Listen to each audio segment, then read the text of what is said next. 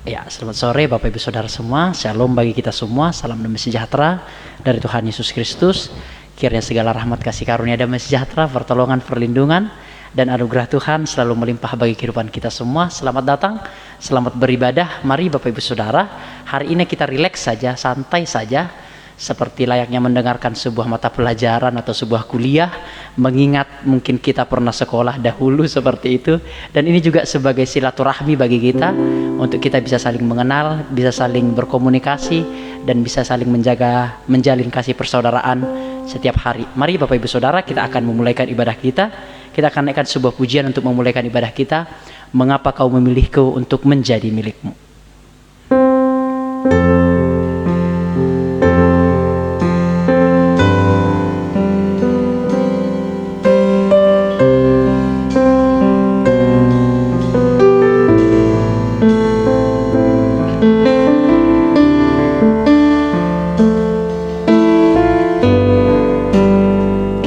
Pujian ini bersama-sama.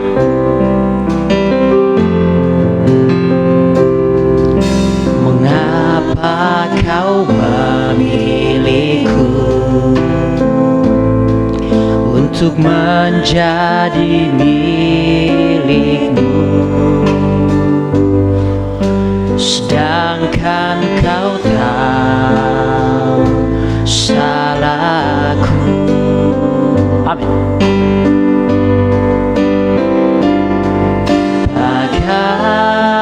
Bagaimana mungkinkah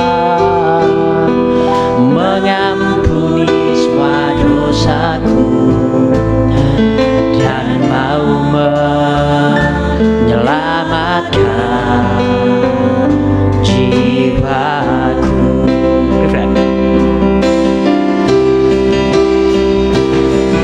Tuhan tolongku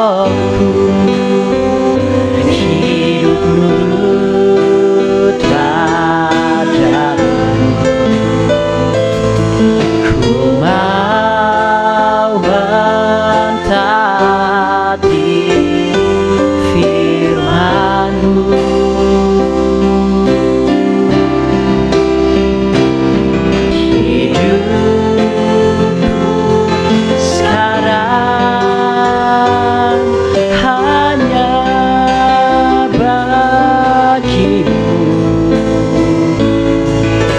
Berjalan serta-Mu setiap hari. Kita ingat pujian ini kembali dari awal. Mengapa kau memilihku untuk menjadi milikmu, sedangkan kau tahu salahku.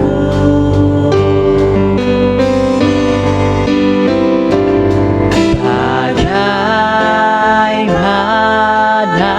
mungkinkah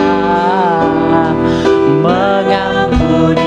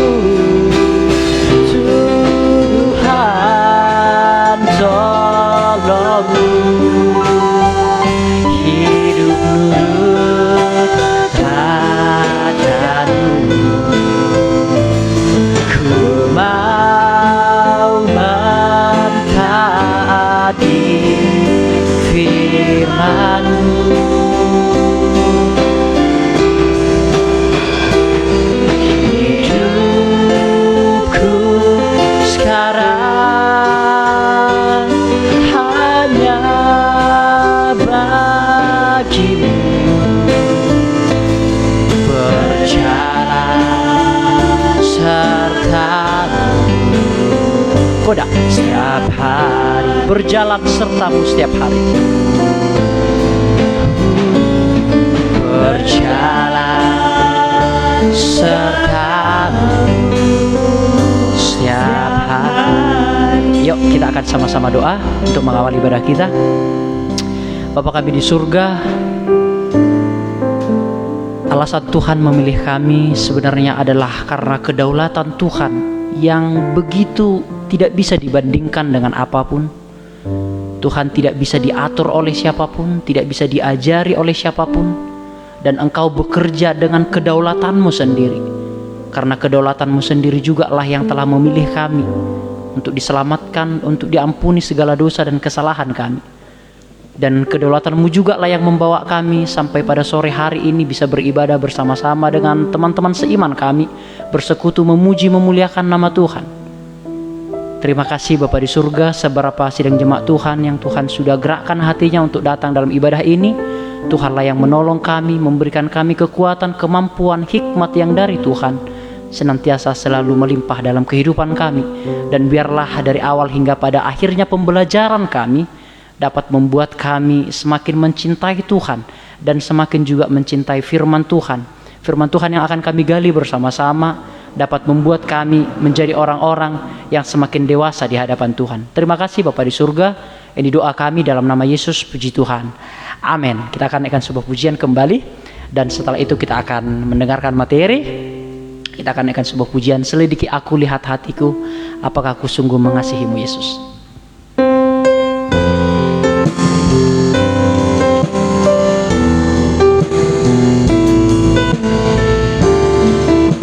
Akan naikkan pujian ini secara bersama-sama. Selidiki aku, amin. Lihat hatiku, apakah ku sungguh mengasihimu Yesus. Kau maha tahu dan menilai hidupku, tak ada yang tersembunyi. Selidiki aku, selidiki aku, amin. Lihat hatiku, apakah ku sungguh mengasihimu Yesus. Kau yang maha tahu dan menilai hidupku, tak ada yang tersembunyi bagimu. Sama-sama kita katakan, telah kulihat kebaikanmu yang tak pernah habis di hidupku. Ku berjuang sampai akhirnya kau dapati aku tetap setia. Bersama kita bangkit berdiri Bapak Ibu Saudara. Selidiki aku, lihat hatiku, amin. Apakah ku sungguh mengasihimu Yesus.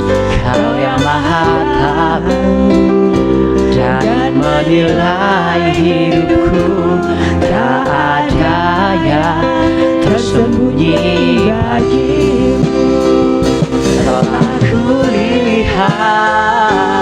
kebaikanmu yang tak pernah habis di hidupku.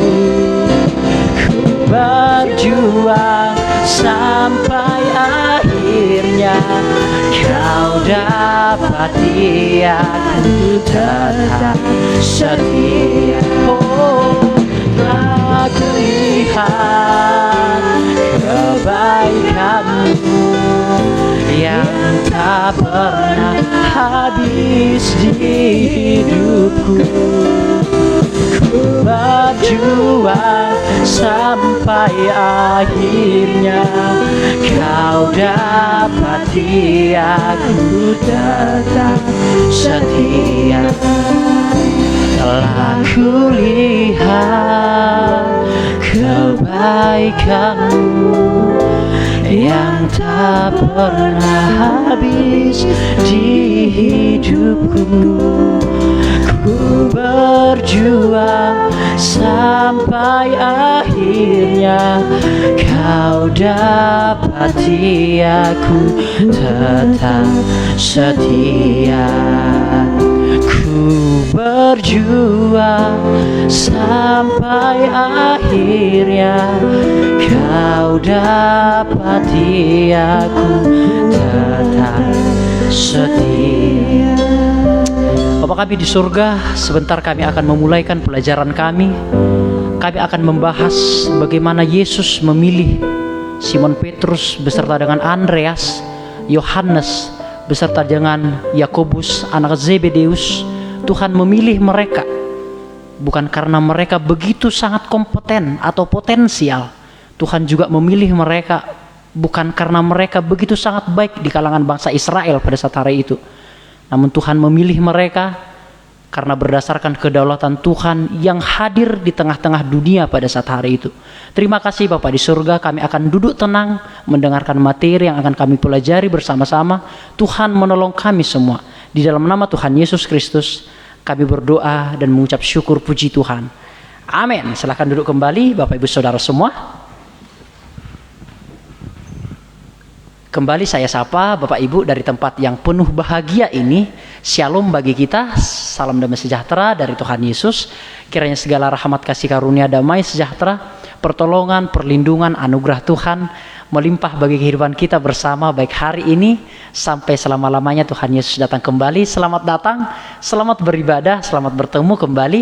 Saudara-saudara, santai saja, serileks mungkin, sesantai mungkin, sambil makan permen juga tidak mengapa, sambil minum air putih juga tidak mengapa, karena biasanya jikalau kita rileks di dalam mendengarkan firman Tuhan akan memudahkan kita di dalam menangkap materi-materi yang akan kita pelajari bersama-sama. Saudara-saudara sekalian, jikalau Bapak Ibu nanti ada pertanyaan, tidak mengapa, Bapak Ibu langsung ingin bertanya atau mungkin penjelasan saya kurang atau mungkin saya di dalam menyampaikannya terlalu terburu-buru atau ada penjelasan-penjelasan yang kurang mengerti, Bapak Ibu langsung bertanya saja, nggak usah sungkan, tidak mengapa. Kita hari ini seperti layaknya kuliah atau seperti layaknya sekolah saja. Nah saudara-saudara semua, hari ini kita akan masuk di dalam pembelajaran kita, yaitu pada Matius pasal yang keempat ayat yang ke-12 sampai ayat yang ke-22.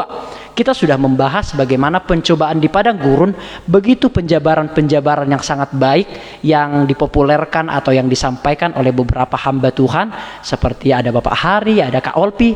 Kita bisa melihat di dalam teks yang sama, di dalam pembacaan yang sama, namun ada beberapa sudut pandang.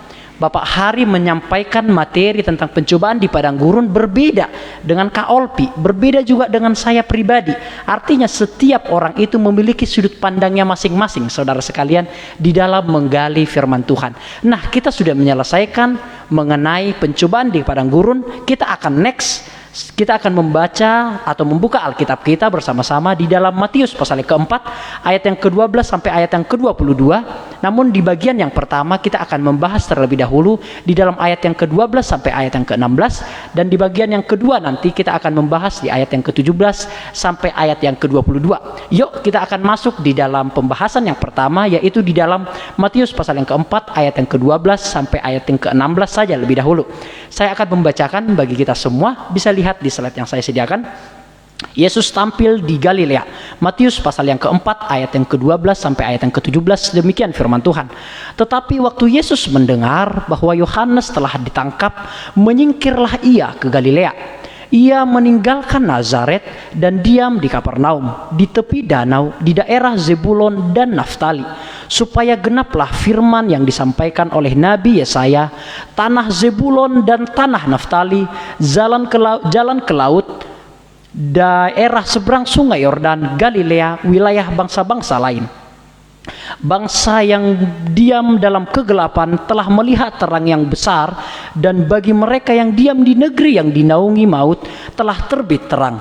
Sejak waktu itulah Yesus memberitakan, bertobatlah sebab kerajaan surga sudah dekat. Nah saudara-saudara, di dalam bagian yang pertama ini kita akan melihat di dalam ayat yang ke-12 sampai ayat yang ke-17, yaitu Yesus tampil di Galilea. Jikalau kita melihat Galilea, saudara sekalian, itu ada di sebelah utara utara saudara sekalian ya. Galilea itu paling ujung, bisa lihat di gambarnya. Sebelah utara paling ujung itu daerah Tiberias, daerah Kapernaum, daerah Nazaret, juga daerah Kana. Jadi sebenarnya Galilea ini adalah sebuah provinsi saudara sekalian.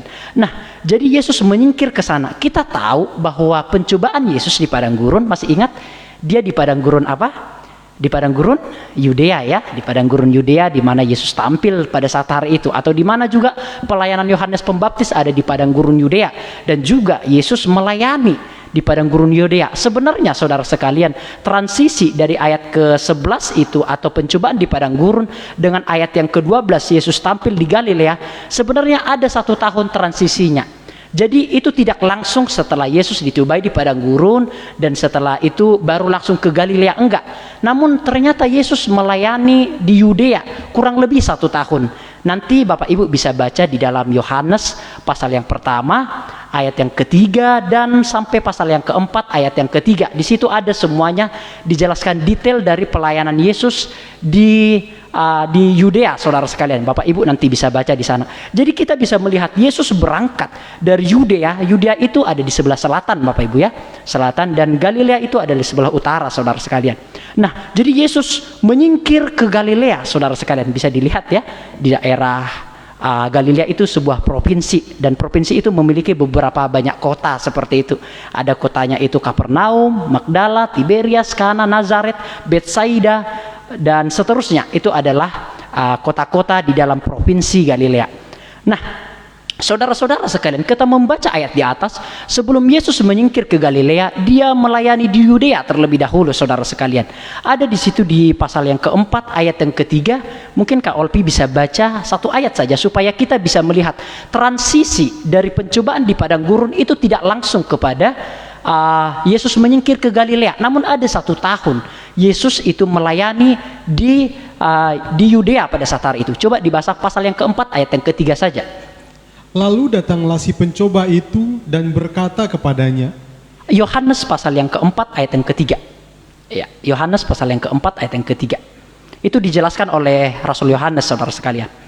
Ia pun meninggalkan Yudea dan kembali lagi ke Galilea. Ya. Ia harus melintasi daerah Samaria. Maka sampailah ia ke sebuah kota di Samaria yang bernama Sikar, dekat tanah yang diberikan Yakub dahulu kepada anaknya Yusuf. Oke, ya, terima kasih. Jadi jelas saudara ya, dia melewati Samaria. Jadi jelas dari Yudea dia ke Samaria. Nah, sebenarnya dia tidak langsung ke Galilea saudara sekalian, atau dia tidak langsung ke Kapernaum. Jikalau Bapak Ibu nanti lihat lebih detail lagi, Yesus menyingkir ke Galilea. Ke Galilea yang dimaksud itu bukan langsung ke Kapernaum, namun dia kembali ke Nazaret saudara sekalian. Makanya kita akan melihat ada perkawinan di Kana kan, atau mujizat yang pertama. Jadi Yesus ada pertama, mujizat yang pertama yaitu mengubah air menjadi anggur, seperti itu saudara-saudara ya. Jadi Yesus bukan langsung ke Galilea atau ke Kapernaum seperti yang dituliskan oleh Matius tadi, langsung ke Naftali dan seterusnya. Namun ada transisinya. Memang Matius menuliskan supaya menyingkat saja seperti itu. Jadi Yesus dari Yudea dia langsung ke Nazaret lebih dahulu dan ke Kana. Nah, setelah di Nazaret kita nggak usah baca, dia ditolak di Nazaret saudara sekalian, di tempat asalnya sendiri, atau tempat orang tuanya, di mana orang tuanya memang berasal dari Nazaret pada saat hari itu, ditolak. Nah, setelah itu dia baru berangkat ke Kapernaum. Jadi begitulah detailnya saudara. Jikalau kita ingin melihat, begitulah detailnya. Yesus melewati Samaria dan sampai dia ke Galilea, ke Kapernaum, ke Nazaret dan seterusnya saudara-saudara. Kira-kira Yesus naik apa ya? Perjalanannya cukup jauh. Ketika saya melihat sebuah peta, mungkin berkisar 2 atau 3 minggu saudara sekalian. Biasanya orang-orang Israel itu naik keledai atau naik unta. Namun ternyata saudara, kebanyakan ternyata dari mereka berjalan kaki loh. Hal itu jelas ketika 2 murid dari Emmaus itu memang berjalan kaki. Ada beberapa mil, kurang lebih 7 mil. Jadi memang sudah menjadi sebuah kebiasaan pada saat hari itu untuk berjalan kaki. Tidak dijelaskan Yesus berangkat ke Galilea naik apa. Mungkin bisa jadi berjalan. Mungkin bisa jadi naik onta atau naik keledai. Itu memang tidak dijelaskan. Namun pasti antara ketiga hal itu. Dia mungkin berjalan, bisa juga naik onta, atau juga bisa naik keledai, saudara-saudara sekalian. Nah, ketika membaca pasal yang keempat, ayat yang ke-12 itu, ketika Yesus mendengar bahwa Yohanes telah ditangkap, maka menyingkirlah Yesus ke Galilea. Apa preposisi kita ketika mendengarkan ayat ini? Kita mungkin langsung berpikir, Yesus takut, makanya Yesus menyingkir ke Galilea. Itu kan saudara kan? Ketika Yesus mendengar Yohanes itu kan, yang membaptis Yesus itu kan ditangkap oleh Herodes pada saat itu. Bukan Herodes pada zaman Yesus lahir, namun Herodes Antipas, anak dari Herodes Agung, saudara sekalian. Bukan Herodes yang sama. Nah, ketika Yesus mendengar Yohanes itu ditangkap, maka Yesus menyingkir ke Galilea. Di dalam presuposisi kita atau di dalam bayangan pemikiran kita langsung berpikir, Yesus ini takut ini, nanti ditangkap lagi Yesus, maka Yesus menyingkir ke Galilea. Ternyata tidak seperti itu, saudara sekalian. Yesus menyingkir ke Galilea saat Yohanes Pembaptis ditangkap. Nah, saudara, Yohanes Pembaptis ditangkap, tidak dijelaskan mengapa Yohanes Pembaptis ditangkap. Pasal yang ke-13 baru dijelaskan, Yohanes Pembaptis pernah menegur Herodes pada saat itu karena mengambil Herodias yang adalah masih keluarganya, saudara sekalian. Ditegur dan akhirnya dipenjarakan dan akhirnya dipenggal kepalanya. Singkatnya demikian. Namun di pasal yang keempat berbeda. Bukan masalah Yohanes menegur Herodes itu, enggak, bukan di situ.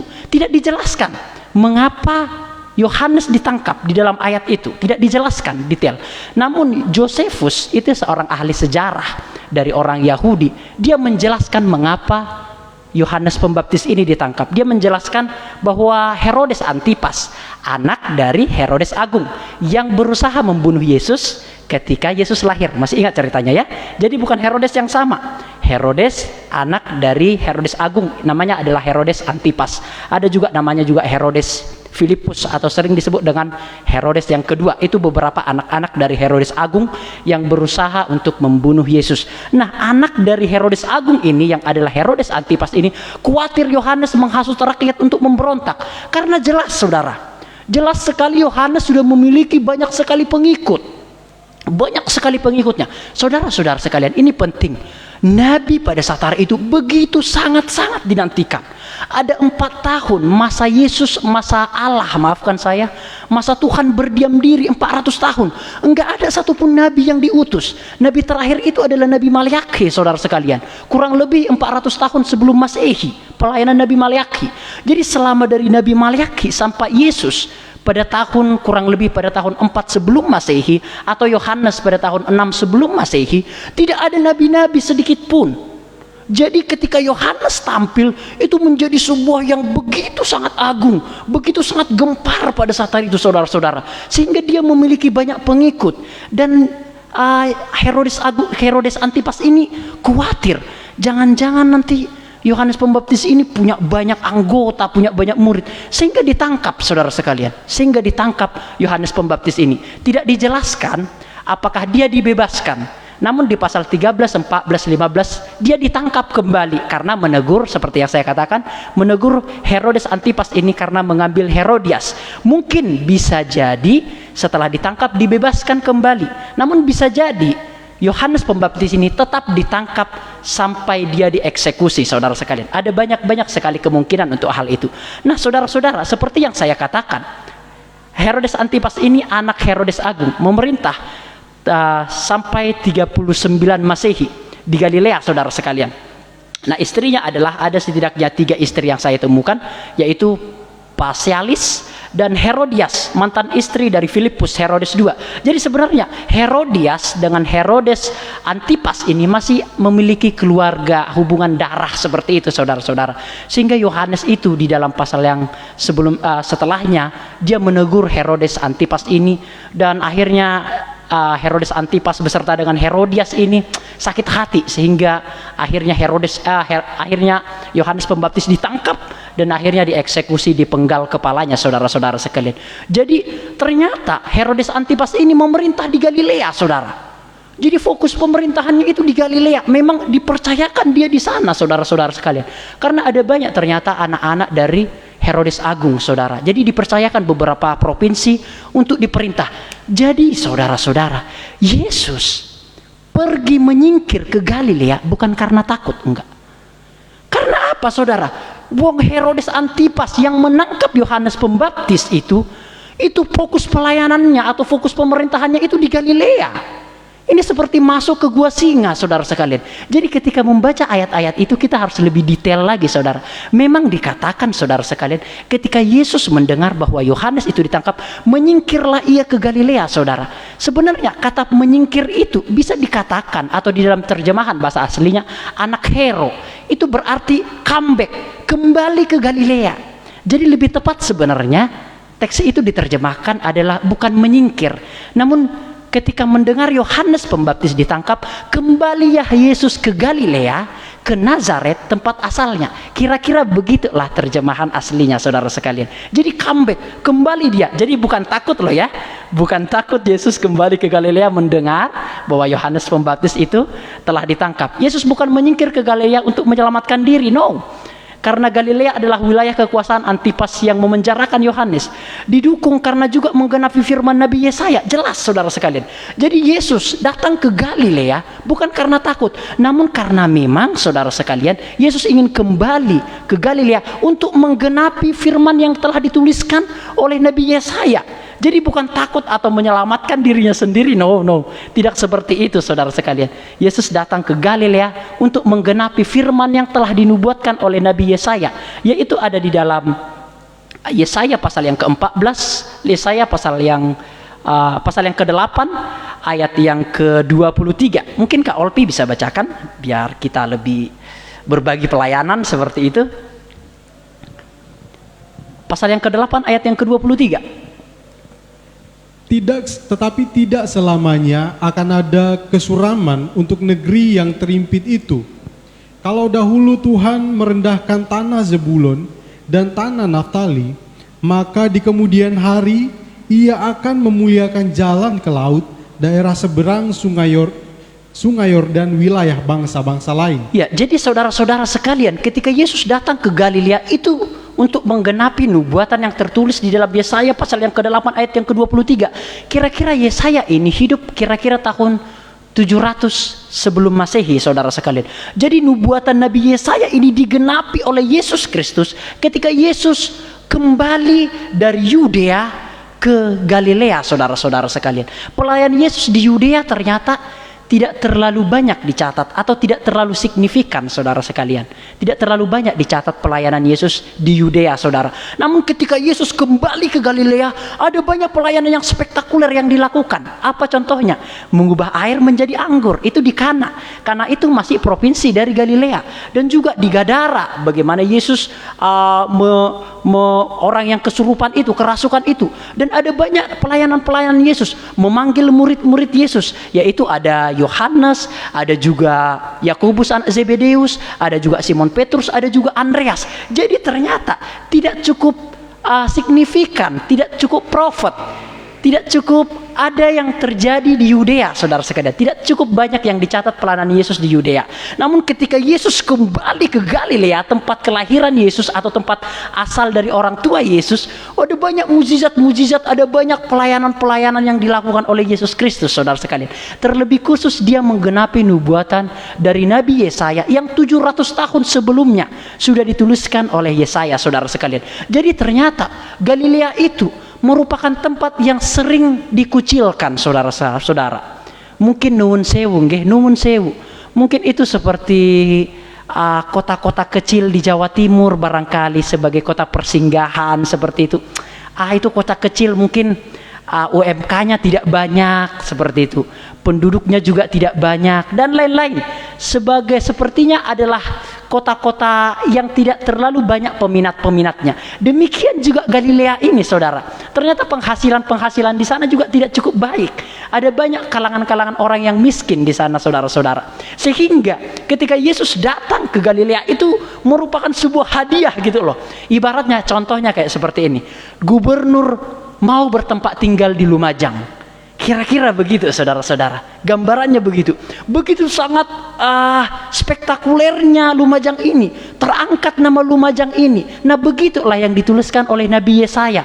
Makanya dikatakan tidak selama-lamanya akan ada kesuraman untuk negeri ini loh. Negeri Galilea ini yang dinubuatkan ini loh.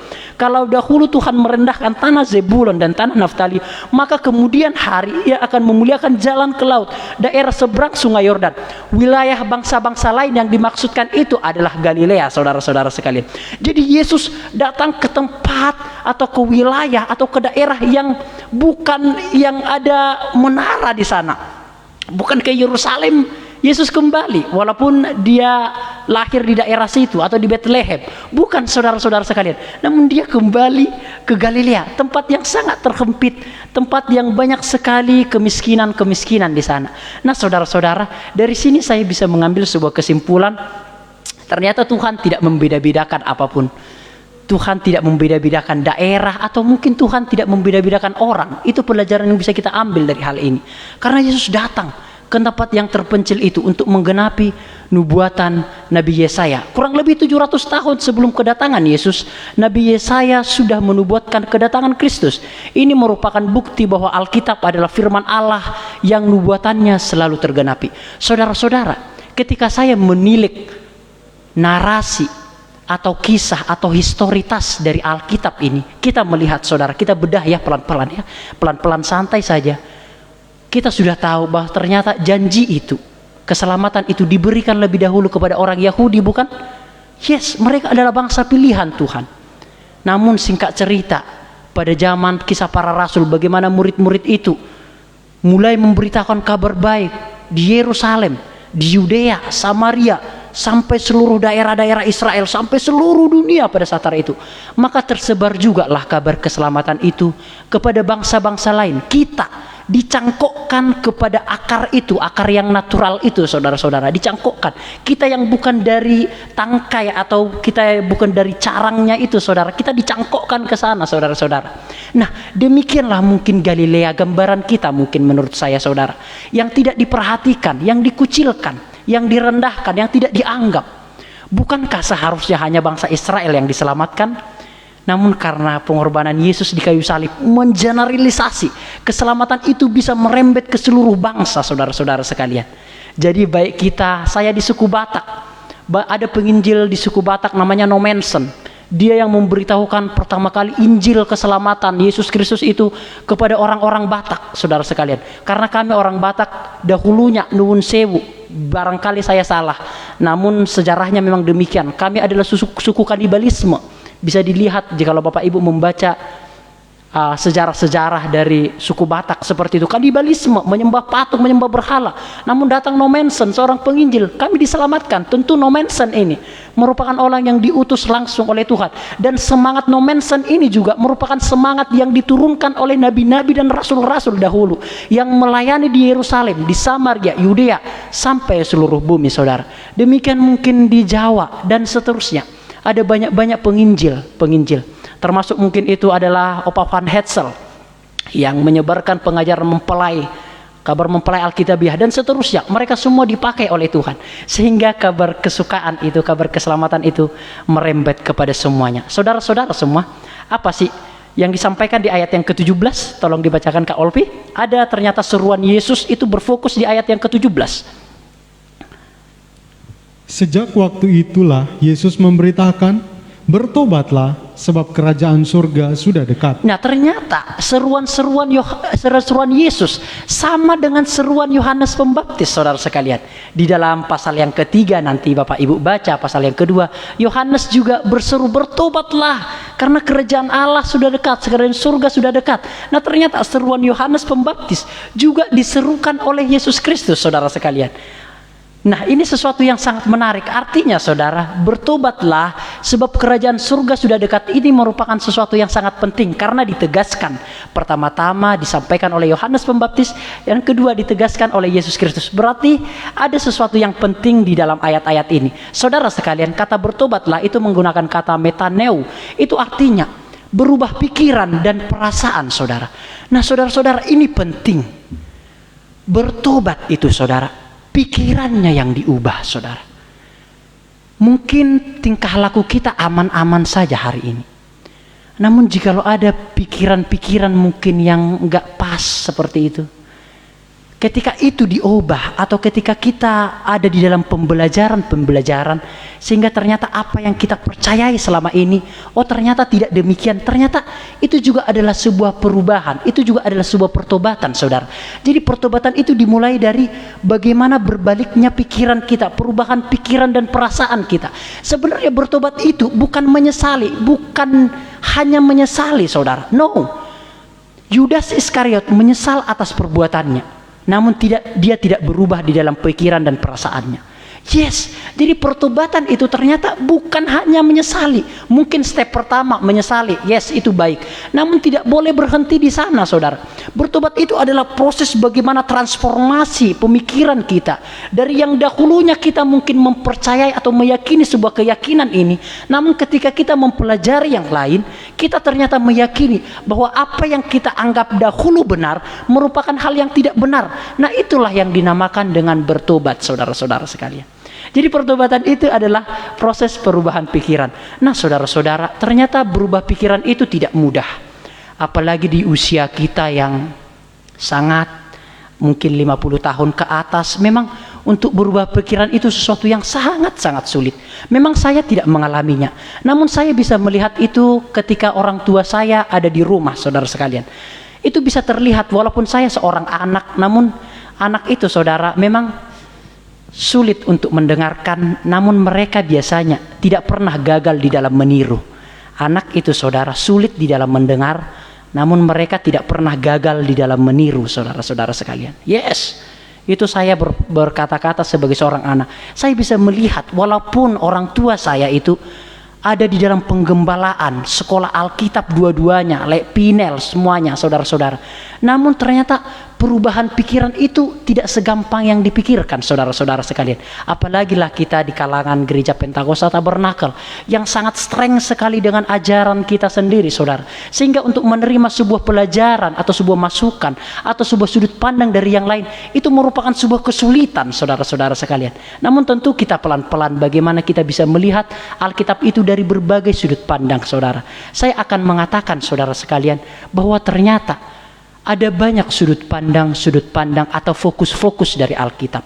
Ini agak sedikit merembet, saudara ya, supaya kita lebih ceklik, pemikiran kita lebih besar seperti itu, lebih luas, tidak menggunakan kacamata kuda. Agak sedikit merembet ya, saudara-saudara sekalian. Di dalam dunia kekristenan itu ada yang dinamakan itu Pantekosta, ada yang dinamakan itu Protestan, ada yang dinamakan itu Katolik, saudara. Jikalau kita menilik lebih rinci lagi, ada yang menamakan itu adalah Calvinisme atau Reform, ada yang mengatakan juga itu Lutheran, saudara, atau Injili. Nah semua bidang-bidang ini di dalam kekristenan ini memiliki sudut pandangnya masing-masing.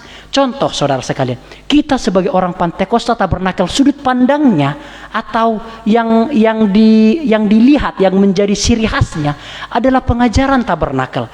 Jikalau kita melihat Reformed atau gereja Reform, saudara, yaitu Pendeta Stephen Tong, dia sudut pandangnya itu adalah teosentris, kedaulatan Allah, sangat menitik beratkan kedaulatan Allah, saudara-saudara sekalian.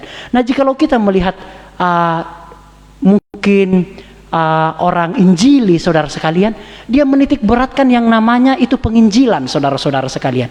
Jadi jikalau kita melihat karismatik, mengutamakan yang namanya adalah mujizat mungkin, atau ciri khasnya mujizat. Jadi lihatlah, saudara-saudara, jikalau kita menilik ini lebih dalam, semua sub-sub atau front-front di dalam kekristenan ada sudut pandangnya masing-masing, saudara.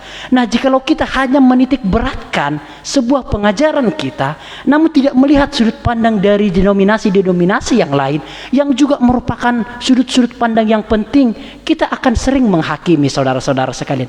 Itulah yang saya namakan, jikalau kita mungkin ada di dalam pemikiran-pemikiran yang kurang baik hari ini, yuk kita berubah. Ada ternyata banyak sudut pandang. Jadi bertobat itu, saudara, adalah perubahan pikiran. Tidak cukup hanya menyesali, saudara-saudara sekalian. Kira-kira masuk ya, saudara-saudara ya? Masuk atau luput, saudara ya? Ya kira-kira begitu. Jadi tidak cukup hanya menyesali, namun juga ada perubahan pikiran dan perubahan perasaan, saudara-saudara sekalian. Nah kerajaan surga itu, saudara-saudara, itu ternyata menggenapi atau meneruskan Firman Tuhan yang tertulis di dalam 2 Samuel pasal yang ke-7 ayat yang ke-16 tidak usah kita baca. Itu artinya saudara sekalian, kerajaan Daud itu tidak akan berkesudahan selama-lamanya. Selama-lamanya kerajaan Daud itu tidak akan berkesudahan. Apa artinya saudara? Artinya adalah Yesus itu adalah keturunan Daud. Nah, Yesus inilah yang akan meneruskan kerajaan Daud yang sudah berakhir. Saya ulangi saudara ya, memang di dalam 2 Samuel 7 ayat yang ke-16 dikatakan kerajaan Daud itu akan kekal sampai selama-lamanya. Namun ternyata Daud hanya memerintah selama 40 tahun saudara. Kerajaannya berakhir dan dilanjutkan oleh Salomo dan dilanjutkan oleh Rehabeam, dan pecah kerajaan itu menjadi 2 saudara-saudara.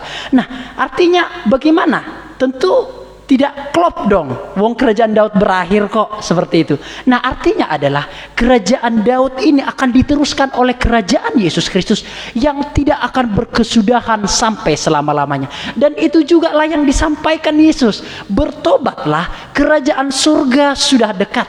Nah, saudara-saudara, yang dimaksudkan kerajaan surga, saudara, jikalau Yohanes menyampaikan kerajaan surga sudah dekat, artinya Yesus mau datang di tengah-tengah mereka. Yesus menyampaikan yang kedua kembali, kerajaan surga sudah dekat, namun dalam arti yang lebih signifikan, yang lebih meningkat. Artinya, kerajaan surga udah di sini loh. Kamu harus bertobat juga. Aku udah datang di Galilea ini loh. Kalian semua harus bertobat. Jikalau kerajaan surga yang disampaikan oleh Yohanes Pembaptis itu di Yudea, kerajaan surga yang disampaikan oleh Yesus Kristus ini di Galilea, saudara sekalian. Jadi sehingga kerajaan surga itu disampaikan bukan hanya ke Yudea, namun juga ada di Galilea, Samaria, Nazaret, sampai seterusnya, saudara-saudara sekalian. Jadi kerajaan surga sudah dekat. Nah, saudara-saudara, sejak waktu itu Yesus memberitakan kerajaan surga sudah dekat. Yesus memang membawa kerajaan surga, tetapi berbeda dengan apa yang diharapkan oleh orang Israel. Nah, saudara-saudara, saya ajak berpikir biar nggak bosen. Mungkin kong kali kong 1 menit wes. Kenapa sih bangsa Israel itu menolak Yesus Kristus sebagai Mesias atau sebagai Juru Selamat? Bahkan kenaikan dia ke surga ditolak oleh bangsa Israel. Kendati pun mereka mengakui bahwa Yesus telah mati di kayu salib. Yesus sebagai manusia telah mati di kayu salib. Namun ketika Yesus terangkat ke surga atau bangkit dari kematian, itu ditolak oleh bangsa Israel.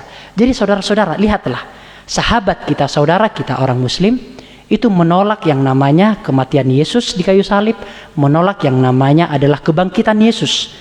Kita orang Kristen mengimani kematian Yesus di kayu salib sebagai manusia dan mengimani Yesus bangkit sebagai Allah. Nah, orang Yahudi, saudara sekalian, orang Yahudi mengakui Yesus Kristus telah mati di kayu salib, namun tidak mengakui bahwa Yesus bangkit mengalahkan maut. Nah, lihatlah, 3 agama besar ini, saudara, berbeda sudut pandangnya, saudara. Memang orang Yahudi mengakui Yesus itu mati di kayu salib, namun tidak mengakui akan kebangkitannya. Terlebih khusus, terlebih dalam, orang Yahudi itu tidak mengakui bahwa Yesus adalah Mesias. Kira-kira saudara, mengapa sih orang Yahudi itu tidak mengakui Yesus sebagai Mesias? Halo, Roh Kudus itu berbicara langsung di dalam hati saya. Nah saudara, yes, saya tahu apa yang Bapak Ibu maksud. Yes, jawabannya hanya satu, dan memang hanya satu. Karena Mesias, konsep Mesias di dalam orang Yahudi berbeda dengan apa yang dinyatakan oleh Allah. Saya ulangi, konsep Mesias di dalam presuposisi atau di dalam benak atau di dalam pemikiran awal dari orang Yahudi berbeda dengan konsep Mesias yang dipaparkan Allah di dalam diri Yesus Kristus, saudara sekalian. Bagi orang Israel, saudara sekalian, Mesias itu membebaskan mereka di dalam penjajahan yang dilakukan oleh orang Romawi. Ingat ya, saya selalu mengatakan bahwasanya Israel itu ada di dalam kekuasaan Romawi. Seluruh jenis pemerintahannya ada di dalam kekuasaan Romawi. Nah, di dalam pemikiran orang Israel, Mesias itu akan membebaskan mereka dari belenggu penjajahan ini loh. Secara politik, secara ekonomi, secara administrasi, dan secara rohani, saudara sekalian, dibebaskan semua. Itu konsep Mesias di dalam pemikiran bangsa Israel. Kendati pun mereka adalah orang pilihan Tuhan, namun konsep Mesias itu tidak dapat diterima dengan baik oleh bangsa Israel, saudara. Namun ternyata Mesias itu tidak seperti itu. Ketika Yesus datang atau lahir, Ternyata Yesus lahir di Bethlehem, saudara. Dan orang Israel melihat ayah Yesus itu loh, seorang tukang kayu loh. Nggak mungkin ini Mesias. Karena begitulah, itu alasan yang paling pas mengapa orang Israel menolak Yesus sebagai Mesias. Orang Israel itu tidak bisa membayangkan Mesias itu adalah lahir dari seorang anak tukang kayu. Bagi pemikiran mereka, mereka lahir di istana, di tempat lahir dari kerajaan langsung mengadakan banyak mukjizat dan seterusnya, saudara-saudara. Makanya kita tidak heran, bahkan murid-murid pun sebenarnya banyak ragu kepada Yesus sebagai Mesias, saudara sekalian. Termasuk termasuk adalah Simon Petrus, saudara-saudara sekalian. Jadi bisa difahami, saudara ya. Nah, dari pembelajaran PA ini kita kan semakin, oh ternyata gitu ya. Mungkin loh ya. Mungkin dahulu kita jarang sekali atau mungkin kurang seperti itu. Hari ini kita bisa melihat hal itu, saudara-saudara sekalian. Jadi kerajaan surga itu sudah, tetapi belum, already but not yet. Maksudnya seperti ini, saudara. Kerajaan surga itu kan Yesus nih. Nah, Yesus itu sudah datang. Namun ada yang dinamakan kerajaan surga yang kedua, yaitu yang untuk future, yang akan datang, yaitu Yerusalem baru, atau katakanlah itu Firdaus atau surga, saudara. Jadi kerajaan Allah itu adalah sudah, tetapi belum. Sudahnya Yesus sudah datang, belumnya Yerusalem baru belum kita singgahi. Kira-kira begitu, saudara-saudara ya, dapat ya. Oke. Nah, saudara-saudara, refleksi artinya adalah pelajaran apa yang bisa kita ambil dari hal ini, dari cerita ini, saudara. Itu yang dinamakan refleksi. Bersyukurlah karena Allah telah memilih kita. Yes, makanya sejak awal saya katakan bersyukur Allah telah memilih kita, juga memilih atau datang ke Galilea pada saat hari itu, walaupun kota yang begitu sangat tidak terlalu bagus ekonominya, namun dipilih, saudara-saudara sekalian. Percaya nubuatan dan penggenapan firman Tuhan. Yes, nubuatan di dalam kitab Nabi Yesaya pasal yang ke-8 ayat yang ke-23 itu digenapi di dalam diri Yesus Kristus yang datang ke Galilea pada saat hari itu, dan beriman dan bertobat untuk menerima kerajaan Allah. Amin, Bapak Ibu saudara sekalian. Oke, kita akan masuk sejenak untuk sesi yang kedua, atau mungkin nggak apa-apa, mungkin ada yang kurang jelas atau yang bertanya mungkin ada, atau kita lanjut sebentar lagi. Kita lanjut ya. Oke, yuk kita lanjut ya. Kita masuk di paragraf yang kedua. Yuk relax saja, saudara-saudara ya. Relax saja. Nah, kita akan membaca pasal yang keempat, ayat yang ke-18 sampai ayat yang ke-22. Hanya ini tinggal selesai ayat kita, saudara. Nah, ini menarik. Dan Bapak Ibu nanti saya yakin akan sukacita, akan bahagia mendengarkan penjabaran ini, saudara-saudara sekalian. Karena ini adalah firman Tuhan. Bukan karena saya yang menyampaikan, enggak. Namun karena ini adalah firman Tuhan. Saya akan sendiri bacakan bagi kita semua.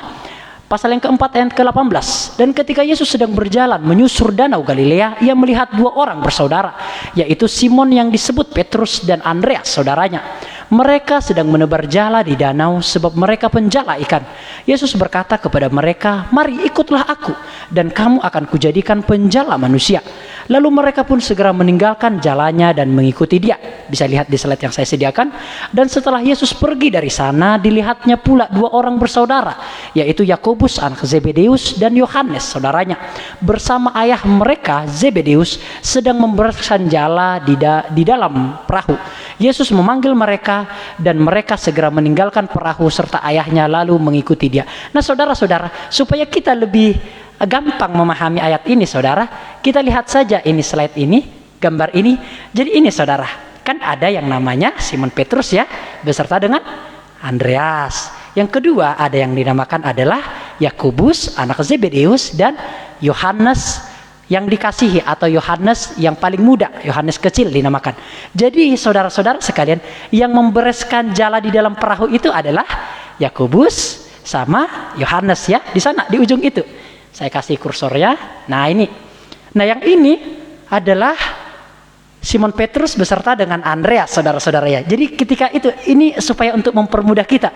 Jadi kakak adik, saudara. Andreas ini adiknya, Simon ini adalah kokonya, saudara sekalian.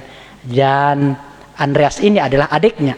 Nah, Yakobus anak Zebedeus ini adalah kokonya, sementara Yohanes ini adalah adiknya. Jadi ternyata saudara-saudara, ada pelajaran yang bisa kita ambil loh. Ternyata sesama saudara itu bisa dipanggil loh, saudara-saudara. Yes. Jadi ada ternyata, kan abang adik semua kan mereka kan. Namun Tuhan Yesus memanggil mereka yang bersaudara-saudara ini loh. Jadi memang jikalau kita memang orang-orang yang setia melayani Tuhan, barangkali juga anak-anak kita juga akan dipanggil melayani Tuhan loh. It's okay, itu pelajaran yang begitu sangat sederhana, saudara-saudara. Jikalau kita memang rajin beribadah, rajin melayani Tuhan, otomatis mungkin jikalau saya mungkin pelayan Tuhan, saya mungkin memiliki anak, otomatis mungkin anak saya juga akan melayani di gereja. Karena begitulah Yesus memanggil murid-muridnya, Yohanes beserta dengan Yakobus, Andreas beserta dengan Simon Petrus, merupakan kerabat-kerabat yang dipanggil oleh Tuhan, saudara-saudara. Nah, kita akan pelajari sedikit, saudara. Oke, saya akan ambilkan slide-nya. Oke, nah saudara-saudara, jadi inilah yang dinamakan adalah Danau Galilea, saudara sekalian. Bisa dilihat ya di slide yang saya sediakan. Nah, ini Danau Galileanya. Nah, saudara, Danau Galilea ini sering disebut juga dengan Danau Tiberias. Jadi sebenarnya sama. Di dalam Yohanes pasal yang ke-6 ayat yang pertama, itu dinamakan Danau Tiberias. Dan juga sering disebutkan dengan Danau Kineret di dalam Bilangan pasal yang ke-34 ayat yang ke-11, dan juga sering disebut sebagai Danau Genesaret, Lukas 5 ayat yang pertama. Jadi kenapa berbeda-beda, bro? Karena begitulah orang-orang zaman dulu. Kenapa Danau Tiberias disebutkan? Karena ini ada Tiberias di sini, saudara. Ada di sini sebuah tempat atau sebuah kota atau sebuah daerah namanya Tiberias. Nah, sehingga sering dinamakan Danau Tiberias. Ada Genesaret di sini sehingga dinamakan Danau Genesaret. Dan juga ada di sini dinamakan Kineret, Bilangan. Dan ini semua nama-nama lain dari Danau Tiberias, saudara sekalian. Nah, luasnya itu 166 km persegi, saudara sekalian. Merupakan suatu yang sangat luas, saudara ya. Cukup luas sih menurut saya.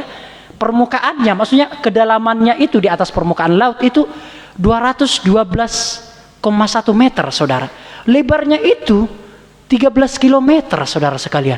Cukup luas dan panjangnya itu ke sana. Jadi ini, saudara, bisa kita lihat ya. Ini ke sana 21 km dan ini 13 km. Nah, jadi sehingga kita bisa melihat, saudara. Jadi Danau Galilea itu cekung gini loh, saudara. Cekung gini. Cep. Nah, daerahnya ini nanti ini akan mengaliri nanti sampai ke Laut Mati dan akan mengendap di sana karena nggak ada lagi tempat pengeluarannya, mengendap di sana airnya sehingga menjadi asin. Nah, inilah saudara-saudara. Nah, namun ini nggak sebanding dengan Danau Toba, saudara sekalian. Nggak sebanding dengan Danau Toba. Danau Toba, saudara, jika Bapak Ibu lihat luasnya itu kira-kira, saudara, untuk luas ke sana loh 30 km, saudara sekalian. Panjangnya itu ke sana, saudara sekalian, kurang lebih itu 100 km, saudara. Panjangnya ke sana loh, kurang lebih 100 km, saudara sekalian. Jadi lebarnya ke sini 30 km, terus panjangnya ke sana itu kira-kira 100 km. Nggak ada apa-apanya mungkin ya, menurutku. Namun begitulah kira-kira Danau Galilea ini, saudara-saudara. Nah, jadi begini. Nah, kita sudah melihat kan, Andreas dan Yohanes itu, Andreas dan Simon Petrus itu, maafkan saya, dia sedang menebarkan jala kan. Nah, sementara Yohanes dan Yakobus itu bukan sedang menebarkan jala ya, namun sedang membereskan jalannya. Oke ya, kita sepakati dulu ya. Jadi ada Simon Petrus beserta dengan Andreas adiknya menebarkan jala. Namun ternyata ada Yakobus anak Zebedeus beserta dengan Yohanes itu sedang membereskan jala. Nah, jala yang dimaksudkan itu berbeda, saudara. Jikalau kita hanya membaca bahasa Indonesia, sama aja jala. Namun, saudara sekalian, panjang kalau jalanya orang Andreas itu kira-kira diameternya cuma 7 meter, saudara sekalian. Sementara jikalau jalannya Yakobus itu kira-kira sampai 30 meter, saudara. Jadi ada beberapa perbedaan. Mengapa? Tahu nggak, saudara, mengapa? Karena Yakobus anak Zebedeus beserta dengan Yohanes ini orang kaya, saudara. Orang kaya, memiliki banyak sekali kapal-kapal. Nanti searching saja di kamus Alkitab, saudara sekalian. Kamus Alkitab, searching saja di situ Zebedeus. Dia memiliki lisensi kepada orang-orang Romawi. Jadi dia ketika anak-anaknya yaitu Yohanes dan Yakobus itu menjala, itu ternyata ikan-ikannya itu dibuat asinan untuk kerajaan-kerajaan, saudara. Sehingga sehingga Zebedeus ini, anak-anak Zebedeus ini, Yakobus dan Yohanes ini orang-orang kaya, saudara. Orang kaya mereka ini. Namun ternyata mungkin sedikit berbeda dengan Andreas dan Simon Petrus, mungkin kalangan-kalangan menengah lah, saudara-saudara sekalian. Jadi begitulah panjang jalannya supaya kita tahu saja. Nah, panjang kapalnya itu atau perahunya itu 8 meter, saudara. Mungkin kayak elep ya, kayak elep mungkin ya. Iya mungkin ya. Oh iya ya. Atau bus sekolah ya panjangnya. Ya kira-kira begitulah perahu pada zaman yang dipakai oleh Simon Petrus. Demikian yang saya lihat sejarahnya, saudara-saudara. Nah, sekarang kita masuk. Ini penting. Apa sih ikan-ikan yang ada di Danau Galilea itu, saudara? Ternyata ikan-ikannya itu ya ini, saudara. Ikan nila, ikan Petrus kan, tante kan? Iya kan? Ikan Petrus namanya kan ya? Iya, ternyata ikan nila, saudara. Dan juga ada ikan mujair, apanya lah ya. Satu rumpun lah ya, ikan nila sama ikan mujair ya. Kakak adik lah itu ya, seperti itu. Jadi ada ikan kineret. Ikan kineret ini kecil sekali, saudara. Mungkin kayak ikan teri, nanti Bapak Ibu bisa baca. Ikan bini juga, ikan yang kecil. Nah, ada juga ikan lele koster. Nah, saya tidak tuliskan gambarnya. Nah, ikan lele ini bisa nggak dimakan oleh orang Yahudi? Nggak bisa ya, karena nggak bersisik ya. Namun ternyata Pak, Bu, ternyata walaupun tanda petik haram seperti itu, ternyata banyak juga ternyata mereka memakan dengan tidak diketahui, saudara. Nanti Bapak Ibu bisa baca di Google atau sejarah-sejarahnya. Sebenarnya mereka sikat semua kok itu. Walaupun agak haram seperti itu. Nah, ini ikan-ikannya ternyata. Nah, ikan nila itu dan ikan mujair itu asal usulnya dari Afrika loh sebenarnya, saudara. Nah, ini mungkin pembelajaran. Nanti barangkali ada Bapak Ibu yang bisa nanti memberikan informasi kepada saya. Kenapa ya akhirnya ikan nila dan ikan mujair itu ada di Indonesia? Padahal menurut sejarahnya, kok bahas ikan sih kita ya, gak apa-apa. Itu ada asal usulnya dari Afrika, katanya seperti itu. Nanti Bapak Ibu bisa gimana? Bisa sampai ke Indonesia. Ya kira-kira begitu. Aku jadi lapar melihat ini makanannya ini.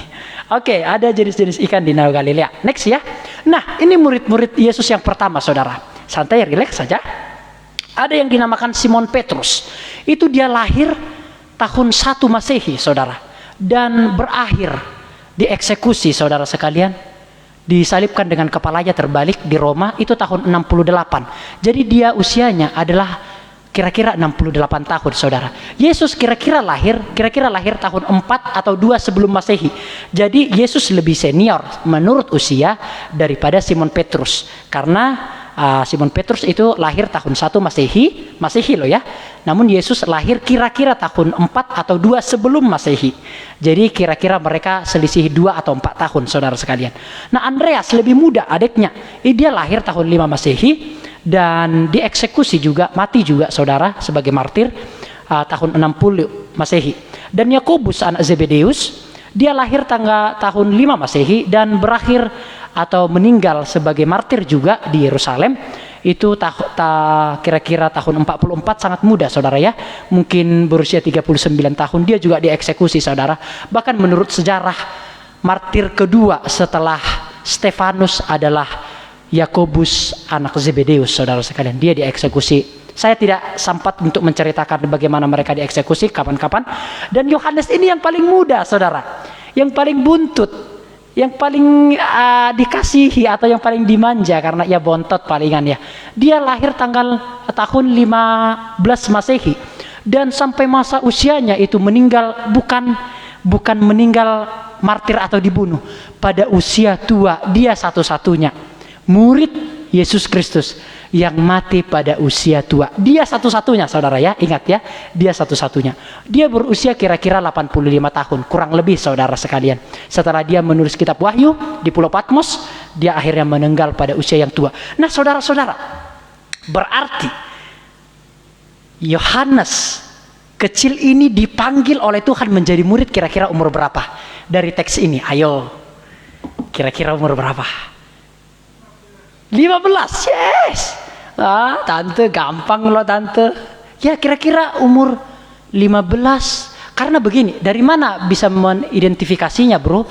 Karena Yesus memulai pelayanannya pada usia 30 tahun ya. Nah, sehingga kita bisa deteksi, saudara. Jikalau Yesus lahir tanggal 2 sebelum Masehi, berarti tahun itu Yesus memanggil murid-muridnya ini kira-kira tahun 33 Masehi ya. Kira-kira 33 Masehi atau 32 Masehi. Nah, Yohanes lahir tanggal atau tahun 15 Masehi. Jadi kira-kira mungkin usia ada 13, 14 sampai 15 tahun. Kira-kira begitu. Tentu tidak bisa kita detailnya kita bisa. Namun kira-kira begitu. Masih sangat muda Bapak Ibu. Masih sangat muda. Saya mulai sekolah Alkitab itu umur 19 tahun. Gak ada apa-apanya aku saudara sekalian. Gak ada apa-apanya. Ada ternyata Yohanes yang kecil ini, dia sudah dipanggil menjadi murid kira-kira usia 13, 14 sampai 15 tahun. Nah saudara-saudara, ternyata orang-orang Yahudi itu ganteng-ganteng loh. Percaya enggak?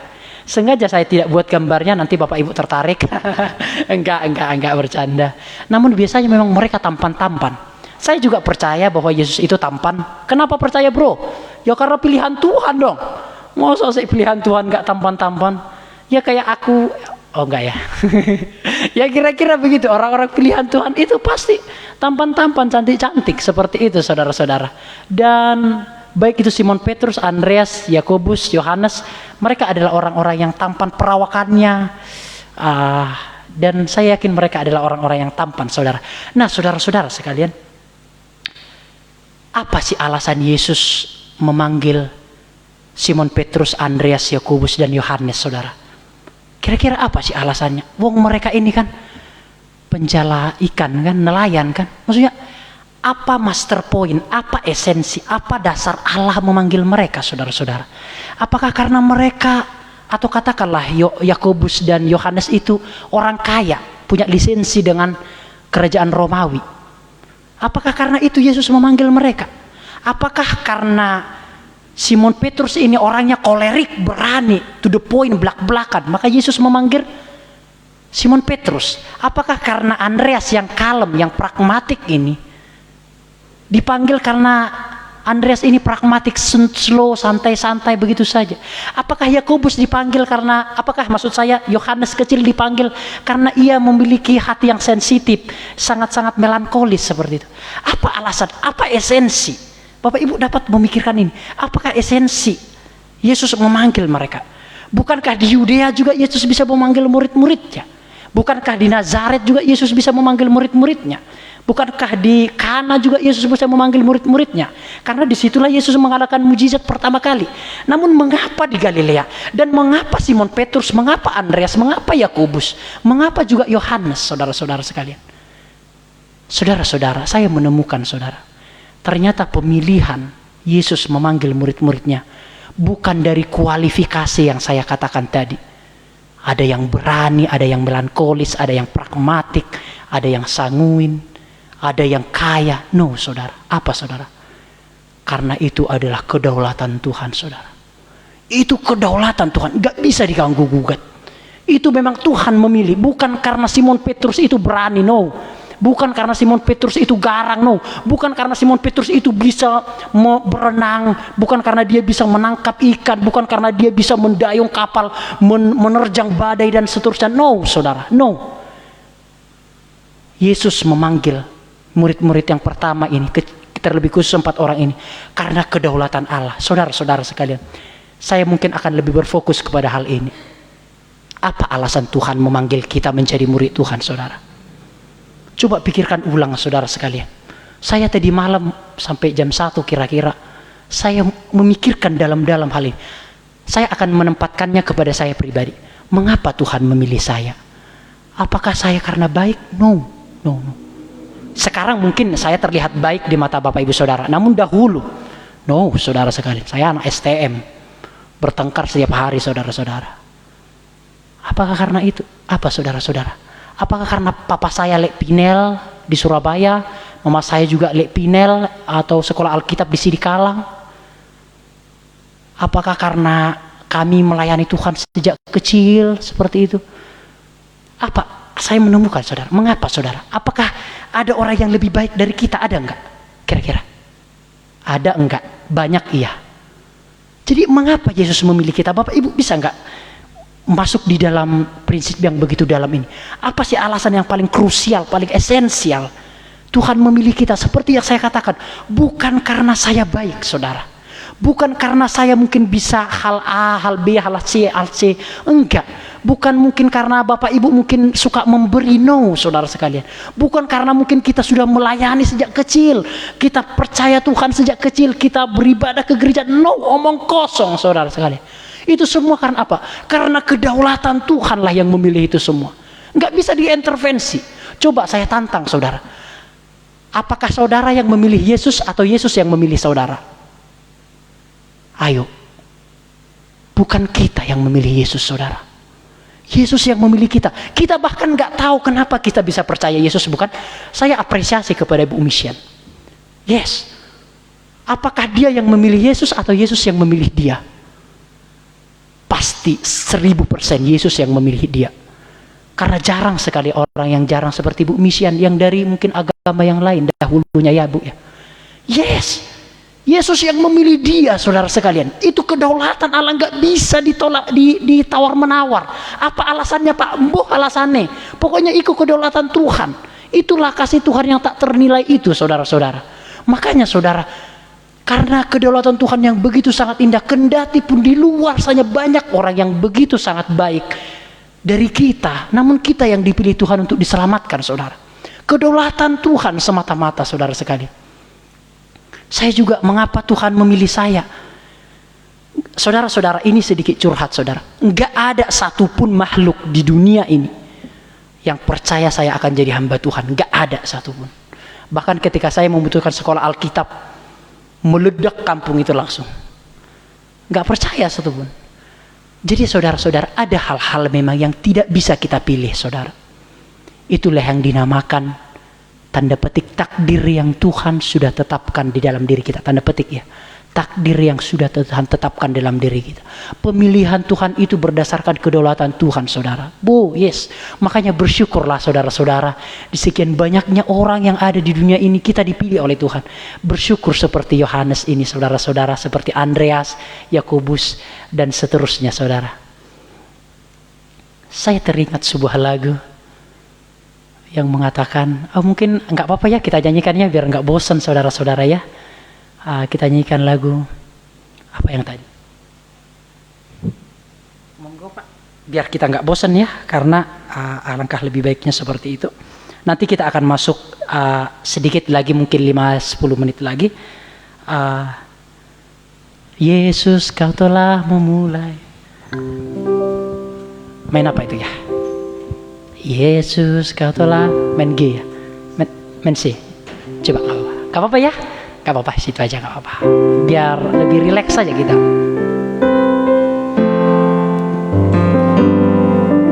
Yesus, kau telah memulai segala yang baik dalamku. Engkau menjadikanku serupa gambaranku dan berharga di matamu. Gak apa-apa, gampang kok lagunya. Yesus, kau telah memulai segala yang mulia dalamku. Kau jadikan hidupku, kau jadikan hidupmu sebagai ganti dosaku, sebagai ganti dosa, karena kasihmu padaku, karena kasihmu padaku. Sekarang ku memujimu, Allah yang setia, yang tak pernah meninggalkan perbuatan tanganmu. Sekarang ku menyembahmu, Allah yang mulia, sempurnakan setiap hidupku agar indah. Sekarang ku memujimu, sekarang ku memujimu, Allah yang setia, yang tak pernah meninggalkan perbuatan tanganmu. sekarang ku menyembahmu. Allah yang mulia, sempurnakan segenap hidupku agar indah. Thank you semua. Jadi begitulah saudara-saudara sekalian, Tuhan memilih kita overall, semuanya karena kedaulatan Tuhan. Menentukan bahkan sejak bumi dijadikan, kita sudah ditentukan sejak awalnya, saudara. Kita sudah dipilih. Nggak tahu alasannya apa. Kedaulatan Tuhan. Makanya saya katakan, saudara, kedaulatan Tuhan itu melampaui segala apapun, saudara-saudara sekalian. Memang sifat Tuhan adalah kasih dan adil, itu sifat-sifat Tuhan. Namun ketika sifat-sifat Tuhan itu direalitakan di dalam kehidupan kita, itu tercangkup di dalam sebuah kata, yaitu kedaulatan Tuhan. Semuanya kedaulatan Tuhan, saudara-saudara sekalian. Kita dipilih bersyukur, kita adalah dipilih oleh Tuhan. Kita akan mungkin masuk kira-kira 10 menit lagi, saudara ya. Gak apa-apa, santai saja. Mari ikutlah aku. Yuk, thank you. Oke. Kita akan masuk di dalam pasal yang keempat ayat yang ke-19. Mungkin 3 ayat terakhir bagi kita ya. Tolong dibacakan Kak Olpi, pasal yang keempat ayat yang ke-19. Relax saja. Pasal yang keempat ayat yang ke-19. Yesus berkata kepada mereka, "Mari, ikutlah aku, dan kamu akan kujadikan penjala manusia." Oke, jadi ini merupakan seruan, saudara. Kepada siapa? Kepada Andreas, kepada Simon Petrus, kepada Yakobus, dan kepada Yohanes si kecil, si paling bungsu. Mari ikutlah aku. Hari ini aku akan menjadikan engkau penjala manusia, bukan lagi menjadi penjala ikan. Jadi sebuah ajakan untuk mengikut Tuhan, saudara-saudara sekalian. Nah, saudara-saudara, mengikut Tuhan artinya berjalan dalam ketaatan. Bisa kita lihat di dalam Filipi pasal yang kedua ayat yang ke-8. Manusia Yesus taat sampai mati di kayu salib. Yes, itu yang artinya menjadi pengikut Yesus. Berjalan dalam ketaatan, berjalan dalam pelayanan. Itu diteladankan juga oleh Yesus di dalam Matius pasal yang ke-20 ayat yang ke-28. Yesus datang untuk melayani. Yes, berjalan dalam pelayanan, saudara-saudara semua. Dan juga berjalan dalam iman. Ini yang dimaksudkan, mari ikutlah aku, saudara-saudara. Berjalan dalam iman. Yohanes pasal yang ke-3 ayat yang ke-18. Iman bukan hanya berarti Yesus adalah milikku untuk memenuhi setiap keinginan kita, saudara. No. Jauhkan itu jauh-jauh dari pemikiran kita. Namun iman adalah milikku bagi Yesus. Berbeda ya. Iman bukan berarti Yesus milikku untuk memenuhi keinginanku. Namun iman adalah milikku bagi Yesus. Jadi iman itu, saudara, bukan ketika kita memiliki Yesus dan Yesus itu yang memuaskan keinginan kita, enggak. Namun iman itu adalah kita yang dimiliki oleh Yesus, dan Yesus yang menyatakan kehendaknya kepada kita. Kira-kira bisa dapat, saudara ya. Iman adalah bukan ketika Yesus milik kita, maka Yesus itu kita paksa untuk mengikuti kita, enggak. Namun iman yang sesungguhnya adalah kita dimiliki oleh Yesus, dan Yesus yang dengan kedaulatannya berhak memerintahkan apapun untuk kita lakukan bagi orang banyak. Kira-kira dapat, saudara ya. Itulah yang dinamakan iman Kristen yang sejati. Makanya saudara-saudara, nggak usah terlalu memaksakan kehendak bahwa doa kita harus dijawab. No. Emang Tuhan itu babu kita, tahu doa kita harus dijawab kan gitu kan? Harus. Saya sedikit tegas untuk hal-hal gini, saudara-saudara. Nggak boleh begitu. Tuhan itu bukan semena-mena kita suruh seperti itu. Harus dijawab doanya. Kalau nggak dijawab doanya ngambul seperti itu. Ya nggak boleh seperti itu, saudara-saudara ya. Ya, jadi itu yang dinamakan mari ikutlah aku. Nah, saudara-saudara, saya mau tanya, mengapa Yakobus, Yohanes, Andreas, dan Simon Petrus langsung mengikuti Yesus? Nggak pakai tawar-menawar. Ada yang bisa jawab? Mengapa? Langsung aja mereka mengikuti Yesus. Padahal kan ada pekerjaannya loh. Yakobus, anak Zebedeus itu, Yohanes itu orang kaya loh, punya lisensi ke kerajaan loh. Ayahnya seorang petinggi juga loh, ayah seorang yang kaya loh. Belum permisi pada saat hari itu. Oke, katakan juga Andreas sama Simon Petrus. Mengapa langsung mengikuti, saudara-saudara sekalian? Karena apa, saudara? Bapak Ibu tahu? Karena mereka melihat, saudara sekalian. Karena mereka melihat guru mereka dahulu adalah siapa? Yohanes Pembaptis guru mereka dahulu. Itu adalah seorang rabi juga. Yesus juga adalah seorang rabi, saudara sekalian. Jadi ketika Yesus mengajak murid-muridnya, itu sesuatu yang spesial bagi pemikiran Yohanes, Yakobus, Andreas, maupun Simon Petrus. Sehingga mereka nggak tawar-menawar. Karena jarang sekali rabi itu memilih muridnya. Nggak seperti itu. Rabi bukan memilih murid, saudara sekalian. Murid yang memilih rabi. Saya ulangi, pada budaya orang Israel, bukan rabi yang memilih murid, namun murid yang memilih rabi. Jadi murid itu, jikalau mereka jadi murid, mereka yang akan memilih murid. Oh, ini murid, guruku ini bagus ini, aku tak minta sebagai muridnya. Seperti itu. Namun ini berbeda. Ini Yesus langsung, yang rabi yang agung itu langsung mengikuti atau mengambil atau merekrut murid-muridnya. Jadi ini sesuatu yang spesial, makanya mereka tidak tawar-menawar, saudara sekalian. Nggak ada ngambul, mikirkan dulu. Masih ingat nggak? Ada beberapa orang yang dipanggil untuk mengikuti Yesus.